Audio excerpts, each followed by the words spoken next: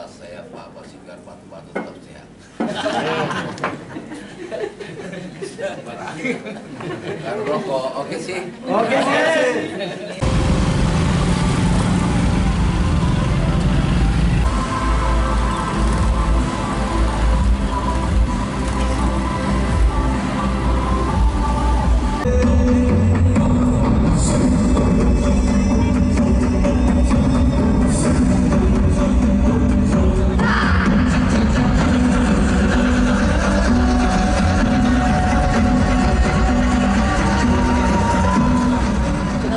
Mendapatkan rahmat dari Allah Subhanahu wa ta'ala.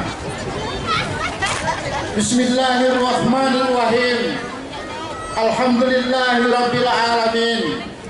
Assalatu wassalamu ala asyrafil mursalin Sayyidina Muhammadin. Terima kasih semua atas kedatangannya. Kita berpanas-panas sama-sama. Sebentar saja Mur, seperti kan asin saja nanti sama-sama kita panas. Oke? Baik, luar biasa. Acara deklarasi kita mulai dengan ucapan Bismillahirrahmanirrahim. Assalamualaikum warahmatullahi wabarakatuh.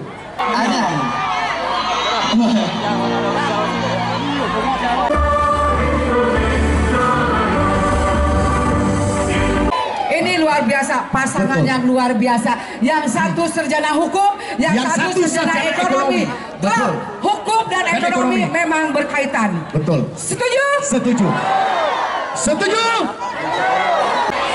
Yang mana? Yang mana? Yang mana coba? Yang Juga tokoh pemuda, tokoh masyarakat, tokoh agama, tokoh perempuan beserta seluruh simpatisan pendukung Anda.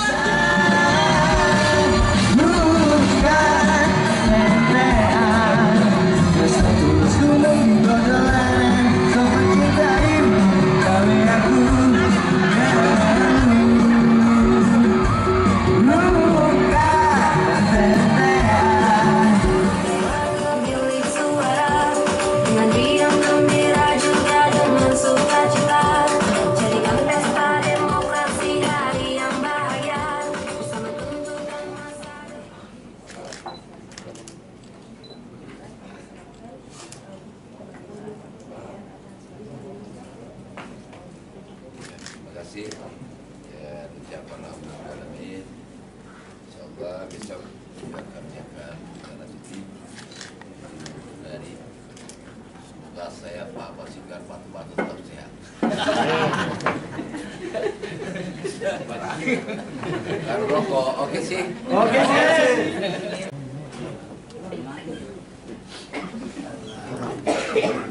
Diproses saat ini juga oleh tim verifikasi.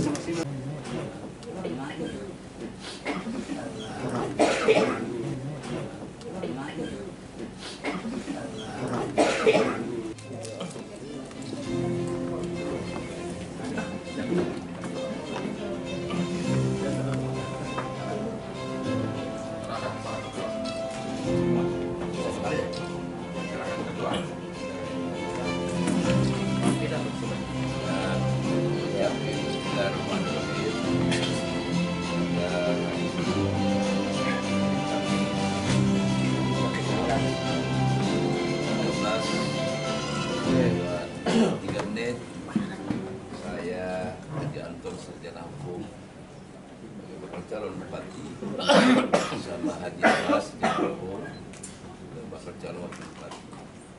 Serahkan kelengkapan berkas pada Ketua KPU Kabupaten Kolaka Utara sebagai syarat dan prasyarat menjadi calon bupati. Semoga semua ini mendapat ridho dari Allah Subhanahu wa Ta'ala.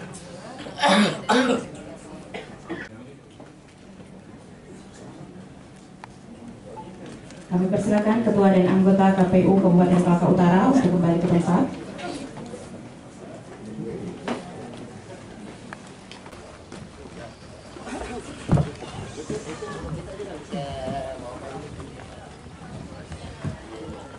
Assalamualaikum warahmatullahi wabarakatuh. Selamat siang. Salam sejahtera untuk kita semua. Om Swastiastu, Namo Buddhaya, salam kebajikan, salam. rekan-rekan pers yang kami hormati dan selalu banggakan. Alhamdulillah, saya bersama rekan saya Pak Haji Abbas baru saja melakukan pendaftaran di KPU ini, dan beberapa saat sebelum kami mendaftar, kami terlebih dahulu melakukan deklarasi di alun-alun kota Pasua, ya sekaligus dengan launching program Kolaka Utara Unggul yang juga sekaligus menjadi visi misi kami berdua. Rekan-rekan pers dan seluruh pendukung, saya dapat menghimbau kepada kita semua bahwa 3 pasangan calon yang telah mendaftar adalah putra terbaik yang dimiliki Kolaka Utara hari ini. Siapapun nantinya yang dirahmati Allah Subhanahu wa Ta'ala, maka dialah menjadi pemimpin kita bersama. Mari kita jaga daerah ini, mari kita bersama bahwa Kolaka Utara ini adalah daerah yang sangat damai, yang mana masyarakatnya saling mengasihi, sifat atau sifat lebih. Saya juga minta teman-teman para pendukung untuk berhenti mencari celah, mencari aib yang pada akhirnya nanti akan menjadi perpecahan di antara masyarakat Kolaka Utara sendiri. Pemilihan bupati ini adalah pemilihan 5 tahun sekali, bukan pemilihan untuk mencari celah satu sama yang lain, tetapi kemudian pemilihan ini adalah di mana kita sebagai bakal calon, kita adu gagasan, kita adu pemikiran yang kita akan tuangkan di dalam visi misi. Beberapa saat kami berkonsolidasi di beberapa kecamatan, saya mengingatkan masyarakat untuk tidak memilih orang, karena kalau memilih orang akhirnya akan kecewa, akhirnya akan sakit hati. Tapi apa yang harus kita pilih? Pilihlah pemimpin yang punya gagasan, yang punya visi misi, karena itulah nanti yang akan dinikmati oleh masyarakat. Sekalipun pemimpin yang terpilih tidak mengenal masyarakatnya, tidak dekat dengan masyarakatnya, tapi kalau dia punya gagasan, kalau dia punya visi misi, maka visi misi itulah nanti yang akan berdampak, yang akan dirasakan oleh masyarakat itu sendiri. Insya Allah, saya berdua, Pak Haji Abbas, kami sudah sepakat. Kita telah menghibahkan tenaga, pikiran, dan seluruh kemampuan yang kami miliki selama 5 tahun untuk mengabdi dalam rangka mencapai kesejahteraan masyarakat Kolaka Utara yang kita cintai. Ya, kemudian menjadi aneh, Kolaka Utara ini adalah daerah yang sangat subur tanahnya, daerah yang punya potensi sumber daya alam yang cukup. Sayangnya, karena pengelolaan yang salah, mindset pemimpinnya yang tidak mengarah kepada kepemimpinan yang berjiwa entrepreneur. Daerah yang kaya, kalau pemimpinnya berjiwa entrepreneur, maka orang-orang yang berjiwa entrepreneur selalu kita berpikir bagaimana menciptakan sesuatu dan tidak ada menjadi ada. Kalau kita bicara miskin itu apa ya? Orang susah cari kerja, mau makan susah. Berarti kemudian ada saluran yang terputus di sini. Dan saya katakan tadi bahwa kita daerah kaya, kita daerah yang subur. Apa yang salah dengan kita? Insya Allah anak-anak kita tidak akan keluar lagi untuk mencari pekerjaan di luar. Kalau tuh mereka keluar, kita sudah bukakan akses. Saya bilang tadi dengan Pak Haji, insya Allah 5 tahun kepemimpinan ini saya akan berjuang lewat APBN, agar saluran jalan yang terputus yang harus melingkar jauh, kita akan bangun jalan dari Polehu ke Polehu ke Asera 64 kilo. Ini akses. Yang kedua kemudian, saya kira Bapak Presiden dari 16 proyek strategis nasional, salah satunya itu ada di Gorontalo. Tinggal bagaimana pemimpin daerah ini meyakinkan investor untuk berinvestasi ke daerah kita. Ada 3 hal yang paling penting.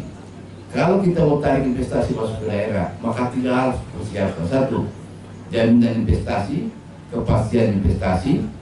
Yang ketiga, keamanan investasi. Kalau itu tidak siapkan, jangan berharap investasi itu merambut ke daerah kita.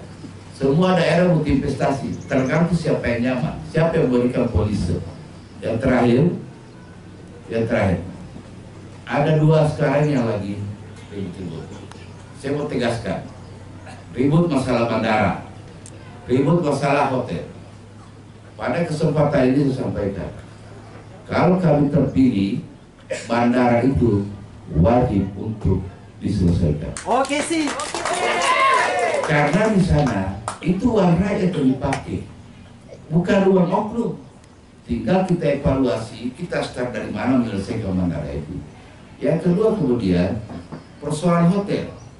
Harusnya pemerintah daerah, bagaimana kita mendorong, kalau tidak bisa investor, paling tidak ada pengusaha lokal yang harusnya kita apresiasi, bukan malah menghalang-halangi. Karena keberadaan hotel itu sangat membantu kita pemerintah daerah. Sekarang kita mau bikin acara-acara besar, kita tidak punya kapasitas, kita tidak punya hotel. Teman-teman KPU nggak berani bikin acara di sini, kan? Karena kita tidak punya fasilitas. Maka ke depan insya Allah hotel itu tidak ada alasan lain, harus dijalan. Masalahnya cuma 2 dipersoalkan. Kita bisa tempuh dengan cara, kalau itu tidak bisa hibah, maka itu bentuknya HGU, hak guna usaha. Di dalamnya ada kepesertaan perusahaan daerah. Tidak ada alasan lain. Harusnya kita apresiasi pengusaha yang berani tampil dan berani investasi di daerah kita sendiri. Jangan dihalang-halangi. Siap. Ya. 2, bandara tetap jalan, hotel harus selesai. Kami ada program namanya KKO Plus. Bukan revitalisasi. Karena revitalisasi sebetulnya ini pemikiran saya. Sejak tahun 2012 saya sudah gaungkan, 2017 sudah digaungkan, tapi sayangnya Allah berkehendak lain. Yang terpilih kakak saya, maka dia bawa masuk. Ya namanya kapasitasnya wakil bupati kan tidak diberi kesempatan bagaimana 10-nya bisa selesai. Sehingga tahun 2024 ini kita merubah namanya KKO Plus. KKO Plus ini yang kita potong mata rantainya, tidak boleh ada lagi pemboran jalan. Nanti akan dikerjakan oleh masyarakat. Karena kalau kita bicara Profesor Coklat, nggak usah ambil dari Jakarta, lebih profesor kita punya petani. Pagi, siang, malam, hidupnya dengan coklat. Maka insya Allah pola pengelolaannya mulai dari pembibitannya dikerjakan, dilaksanakan oleh masyarakat yang punya kebun. Begitu dia tumbuh, kita bayar. Setelah kita bayar, kita siapkan biaya penanamannya. Setelah ditanam, kita siapkan pupuknya. Kalau ada yang tidak berhasil lagi, pupuk cuma itu.